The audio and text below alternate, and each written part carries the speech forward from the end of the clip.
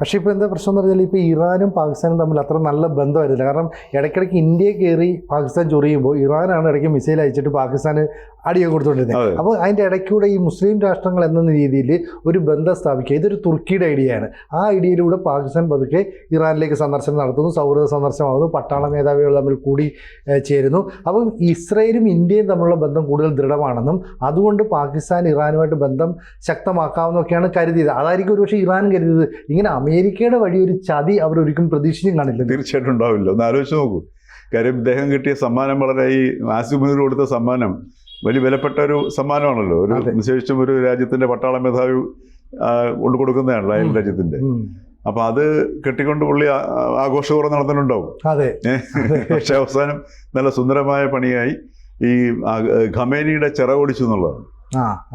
അപ്പൊ 7 ന്യൂക്ലിയർ സയന്റിസ്റ്റുകളെ ഉന്മൂലനം ചെയ്തു. അതോടൊപ്പം ബഖേരി ആയിരുന്നു ഇയാളുടെ ശക്തി.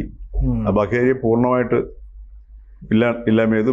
മറ്റുള്ള ജനറൽസിനെയും ആർമി കമാൻഡർമാരെയും പട്ടാള സംയുക്ത മേധാവിയും കോർഡിനേറ്ററെയൊക്കെ ഇല്ലായ്മ ചെയ്തു.